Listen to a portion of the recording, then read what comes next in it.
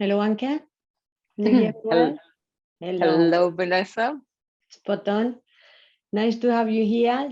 Just a brief intro. Thank you very much for joining, Anke. So she's a very experienced person.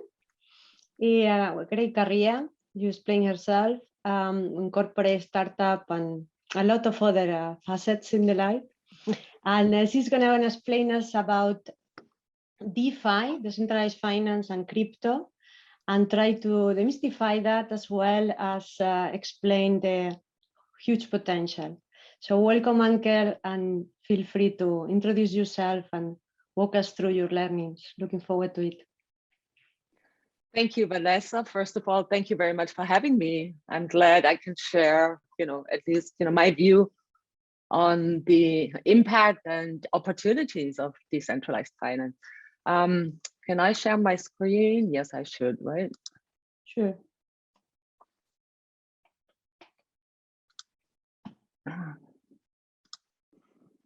Excellent. Works. Can you see it? Okay. Very well. Okay. So thanks very much for the introduction. We did a wider introduction earlier already because we were a bit early. Just as a pre-warning to everybody, this will not be a techie presentation. So a lot of people expect a lot of buzzwords. As I explained earlier, when I entered the space, I didn't understand a single word people were saying. At that time, it was 2017. There were only young male guys, I must say, who were very much into the topic. And it's really a complex topic. So what I'm trying to do is not to use tech buzzwords, but look at it from a macro level, okay? So just a warning, if somebody expects a techie presentation, it's not a techie presentation. So I have to use this one, sorry. So who am I? Another quick introduction, as I did the long one before. So my background is more economical. So I have an MBA, which I finished a long time ago. As said earlier, I'm 59 years old. I'm married. I have 2 grown-up children. So I have a 30-year-old daughter already. Unbelievable. That's why I was 15 years in the corporate environments. I used to work for Hewlett-Packard on a worldwide and European-wide basis. So, those 90 golden year in the 90s, the golden years of the IT sector, we used to travel. There was no video conference available. So we physically traveled the world, basically. I was an entrepreneur myself for 18 years. So we were service provider to IT companies like Microsoft, HP, Philips, etc. And in 2015, I just changed my life completely. I was shortly in front of a burnout. And so I became a business and a energy coach. So I did all these, educational stuff because I wanted to give my, experience, my know-how to other people and have them avoid the mistakes that I made, or, also profit from the stuff that I can. I'm also a mentor here at the university for, for young people. So I usually, accompany young adults for 1 year, to help them find their career path or personal life goals. And I'm also an investor in blockchain projects. Together with my husband, he's more the techie person. I'm more the macro level person. But we are interested in really advanced technology blockchain projects. So we're both really bitten by the blockchain virus, I would say, which is a good virus, okay? So one step back, why am I so passionate about decentralized finance? I have to tell a little story about myself, why this happened. When I grew up in a worker, in a worker family with the appropriate mindset behind, about, money, wealth, and it's just, a very negative money mindset that I used to have, and I just had nobody explaining me how the financial system works, how you can, accumulate money, how do you do that? And it took me until unbelievably 2015, which changed my mindset completely. And it was at a Tony Robbins seminar in London, where it just opened my eyes. And I started to dig into, what does it really mean? How does the financial system work? What is really our central banks? What are they doing? Who owns them? And I really got into all of this, and it just opened my mind. And I thought, wow, something's really wrong on this planet about, finance. And then I got stuck into blockchain. And when I heard about decentralized finance, it was in 2019 when we really got into the topic of decentralized finance. I realized what kind of paradigm shift this will be and the opportunities that it will open up for people. Unfortunately, very few people know about it. So I feel like, my mission is really to tell people and open their eyes. This is a great opportunity for everybody. And so to put it, what is it? Is this something to eat? No, it's an umbrella term, and it's really not really defined completely yet. It just really takes all of the financial products into the digital world onto the blockchain. So it means like trading, borrowing, lending, everything, even insurance, much more, onto the blockchain. And what this really means, it takes out, the central authority, the middleman, which is the bank, out of the equation. Now, I know there might be some people, blockchain, what the heck is a blockchain? I'm writing here. Easily said, this is very complex, and you can get into all the details. I think Julian explained it very nicely, with all the hashing and SHA-256 and whatever you can say, but basically it's a digital database, decentrally, of cryptocurrencies. And it's basically backed up and used on millions of computers worldwide. And that's why it's permanent. So what is on the blockchain stays there, cannot change it, and everybody can take a look at it. And what blockchains do, they just store data chronological in blockchain, in blocks, and they use cryptocurrencies. Very easily said. I know it's very complex, but just for people to understand. And so let's take a look at, what we call CeFi versus DeFi, central finance, how it works. So basically you have Sarah that wants to send money to Robert. Sarah sits in the US, Robert sits in France. She wants to send money to Robert. So in central finance, like we all know it, and believe me, I grew up with a basic trust in the banking system because I didn't know any better. But you basically have all these middlemen, and if you do cross country transfers, you sometimes have 4 to 5 middlemen in between. Now, each of these people or these middlemen, they want to have transaction costs. That's why this makes it so costly. Plus, it takes days, sometimes a whole week, to transfer money from A to B. Now let's look at the contrary, which is decentralized finance. So basically all the middlemen are exchanged by the blockchain and using a smart contract protocol.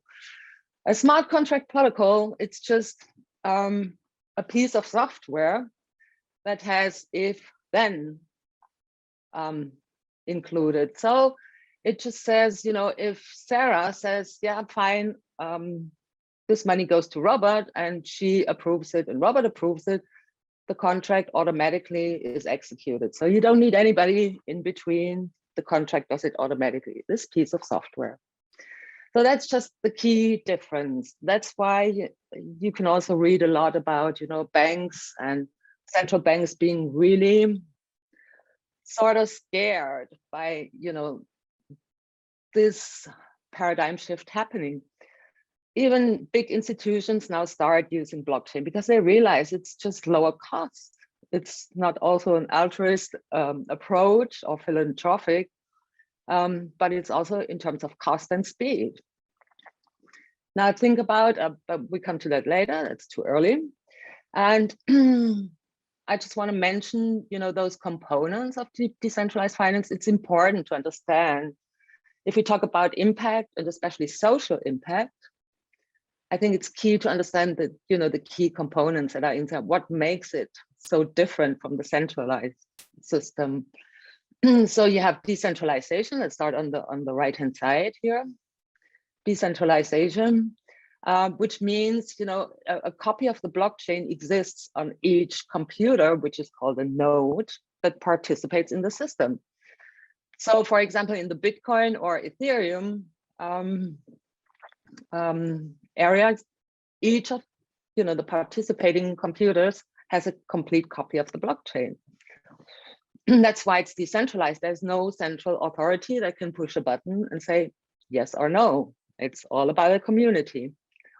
And it's trustless, which means you don't have to trust a banker or a central bank or a person. It's all about, the protocol. And it's transparent because everybody has a copy. Everybody can see the data moving on the blockchain. Because it also uses cryptography, that's why it's censorship resistant. So it's not as easy to hack as if you have a centralized system. If a centralized system is easier to hack, that's what we see very often, then blockchains, because whatever is on the blockchain stays there. And which is also a big part. That's why, countries start to think about CBDC, so centralized digital currencies like the programmable euro or US dollar. This money is really programmable. So it means there's a lot of room for innovation.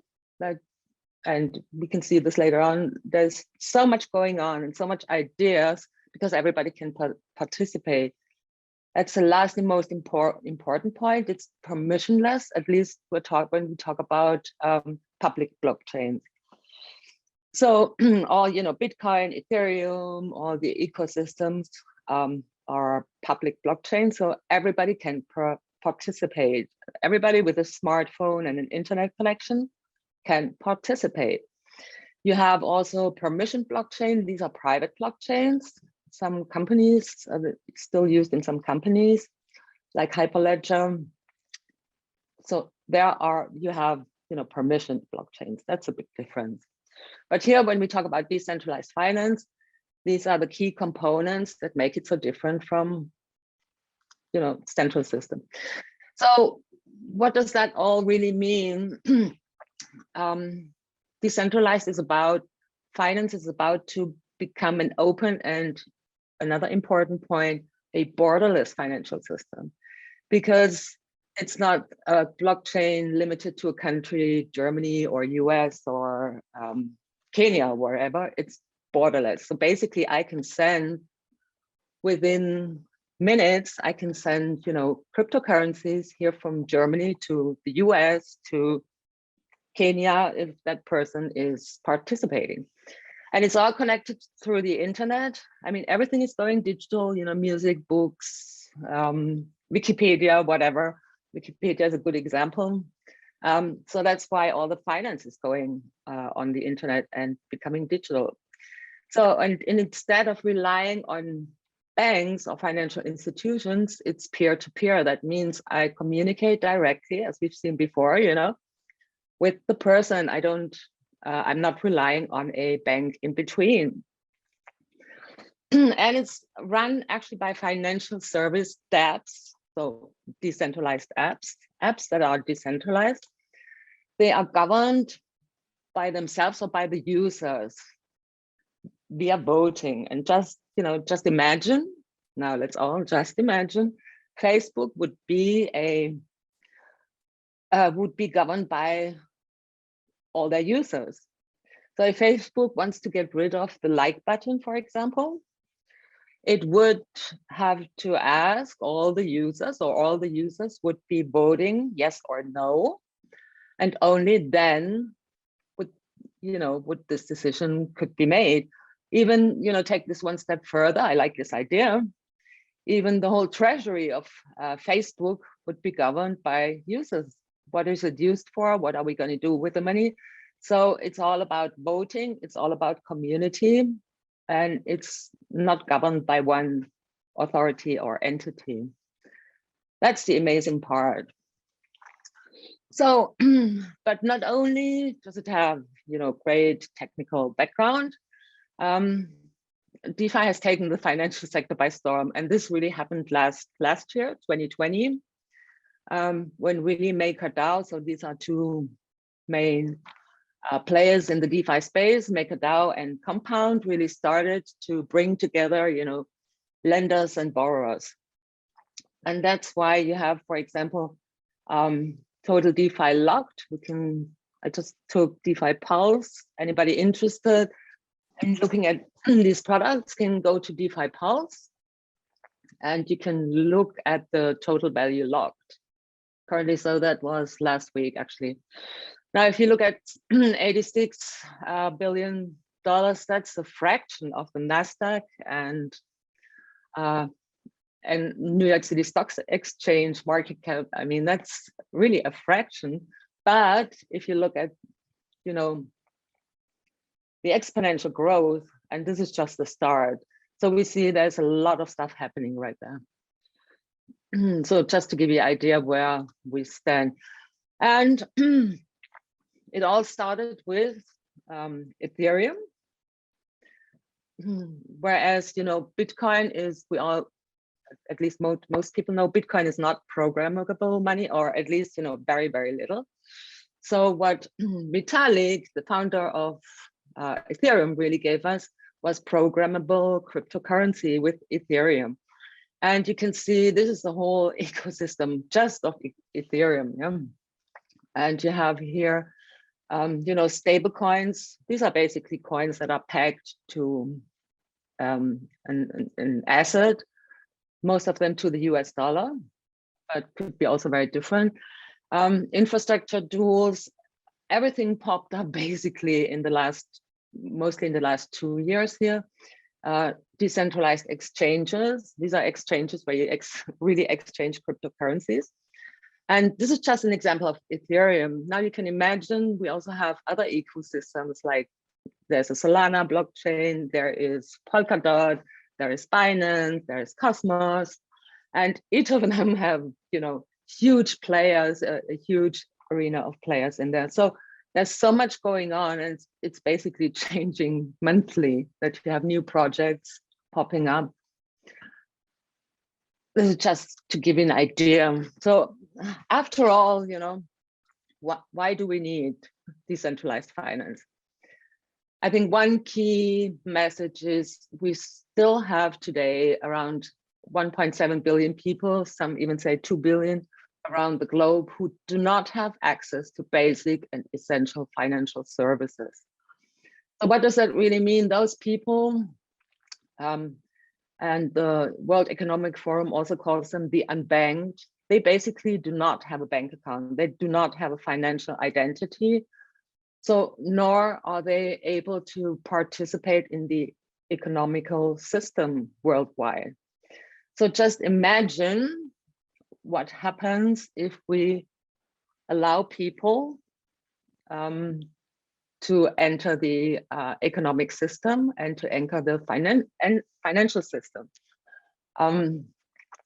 It will be just enormous, because I don't see, or not only I don't see, but most people don't see any opportunity or possibility that banks in, for example, in Africa, a lot of governments actually do a lousy job, to be honest. We know that with huge inflations, look at Latin America, people losing all of their money, all of their wealth, just because of inflation, corruption, etc. Most of the financial systems in some countries are very political. And so really people do depend upon what the governments do. So that's one reason. The other reason is we have a massive misalignment between the interests of people and financial institutions. So I put there the $1.5 trillion problem. So that was during the COVID crisis last year. The US Fed announced that they have to pump in $1.5 trillion into the system just to prevent bailouts, to prevent companies, going really down. But what it did after all, and I think we all saw this, even though we had massive job losses around the globe, in some countries more than in others, the Dow Jones, ran high. So companies still made profit, and inherently a lot, than others. So, it had on the one hand side, the COVID crisis really, I put this in my next slide. So money printing is a real challenge. Not only the US Fed, but we also have this in the European Central Bank. They are really pumping money like crazy. I think 35% of all dollars existing were printed in the last 10 months. I mean, that's incredible. And that's why in Germany right now, at least, we see higher and higher inflation, which really, frightens people here. So money printing is a huge issue. Then we have centralized systems and middlemen. That was, in the past, there were always, big financial institutions in the middle between, the people borrowing and lending, created huge financial products, but also took a lot of money for using them. And in developed, like Western countries, the price was usually, because we have a better infrastructure, less than, in emerging markets, because there you don't have a good infrastructure. So that's why the costs are really high. Then we have, as mentioned already, transaction fees. And just imagine people working in the Western world and having to send money home to support their families. And if you see what, banks like Western Union is mainly used by these people, they sometimes keep 20% of, as transaction fees. So if you want to send 100 euros to somebody in the Philippines, only 80 end up over there. I mean, that's crazy. Plus, the transaction time is right now very inefficient because you have all these middlemen in between. Then what we also see is the increased wealth of the wealthiest. That's very easily explained, because if you have some sort of money, or if you have some wealth already, you just have much easier access to investments that create higher returns. So like hedge funds, So the average person will not be able to participate in hedge funds because they just simply don't have, $500,000 or $1 million to invest. It's very easy. And so you can just, accumulate much more wealth. And that's what we've seen in the, the last 20 years, that financial, investment have become really a key. And COVID-19, unfortunately, has exacerbated those inequalities, because we've seen, blue collar workers were not able to do home office. A lot of the lower paid jobs are really, in healthcare, in cleaning, in whatever. Those people just can't, sit in front of their PC and do the work. And we've also seen that, the inequalities really also came in from countries that were able to provide a safety net for, their population. Like we in Germany, we are very, blessed to have a huge safety net. but a lot of other countries are not able to do that. So people lost their jobs, healthcare system, totally destroyed. So, this made it even worse. So how here we come, decentralized finance, and, think about what we just mentioned, permissionless, etc. Everybody can participate, can reverse the situation, because it can really bring financial freedom and inclusion to everybody, but not only to people in emerging countries, but also here to us in the Western world, because people who save money these days, they don't get any kind of reward. As we all know, we have still the zero interest situation. So at least in DeFi, I do get some rewards. I need to drink some water.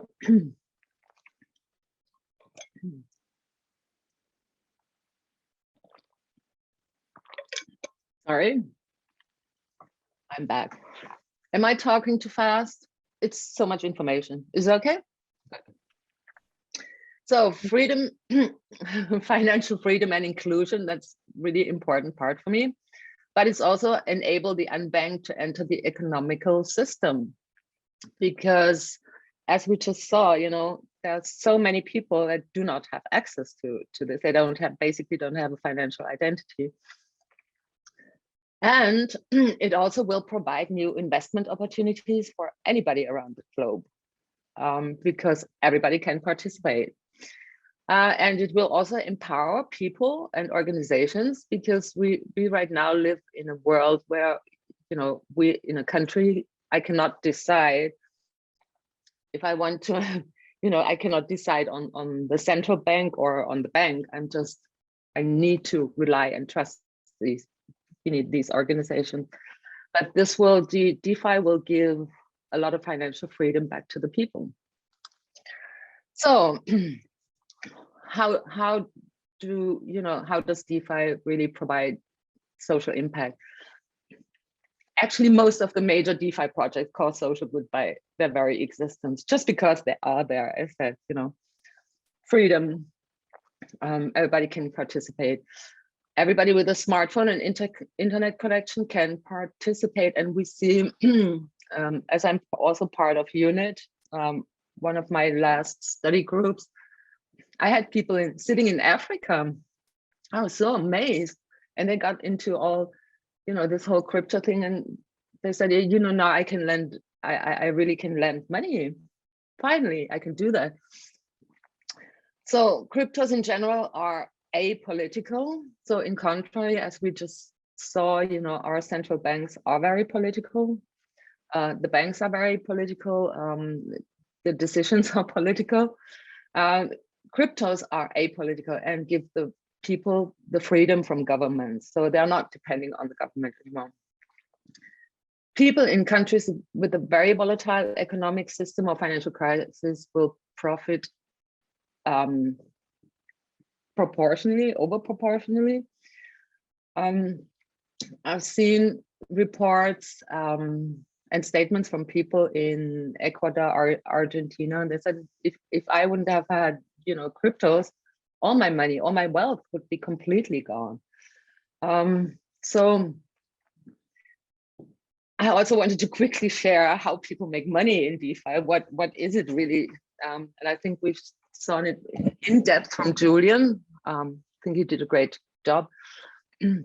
Basically, you can do one thing, you can do staking. So staking means you just lock up your tokens for a certain period of time and you get rewarded by that. So for example, here we have Ethereum again as an example.